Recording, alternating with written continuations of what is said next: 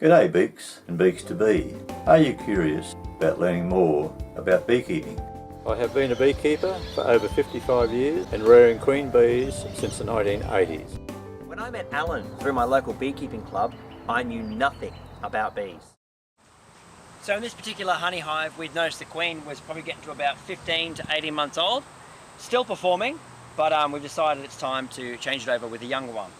And the benefits of running a nuke all year round, or several nukes depending on your situation, is that at a moment's notice you can have a young queen available, which is what we've got over to the side here. So this nuke here is a double nuke with no excluder for the purpose of building up bees. And what we've done is found the queen in this one, also found the queen in the honey hive, caged the queens and now swapped them over. This queen here has just been placed down and shortly she'll start piping to be fed. And if they behave nicely towards her, she'll amalgamate fine with the colony. So that's the old queen into a nuke, and she'll perform quite well in a nucleus hive. Whereas over here, this is the young queen, and because she's in full lay and performing very well, she'll serve this honey hive much better than the older queen. And as you can tell, they're just calmly trying to get through the cage to feed her.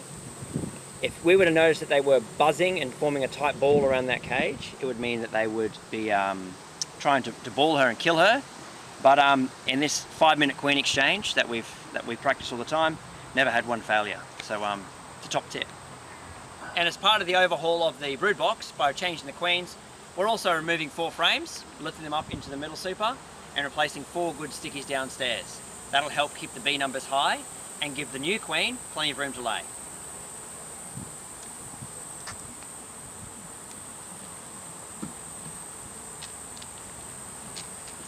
Make sure there's no drone comb in the frames, and make sure the frames are straight without any bows or holes.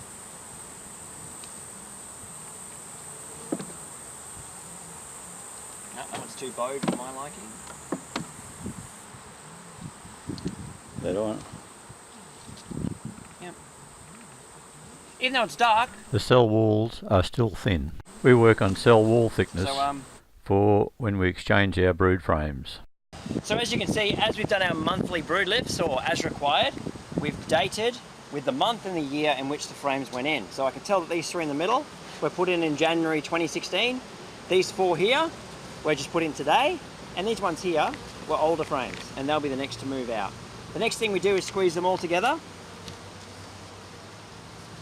Helps with warmth, also reduces drone comb being built in the brood chamber, which we don't want. So that's looking pretty neat. Now we're going to release the queen. She's been sitting there for enough time for us to be satisfied that she's going to be accepted without a problem. If she's reluctant to go out, you can give a slight puff of smoke at the back.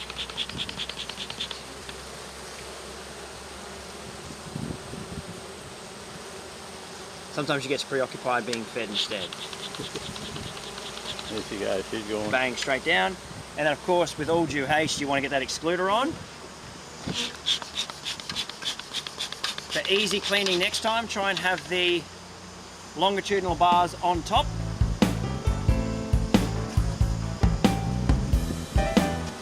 So that way you can clean it up without a hassle.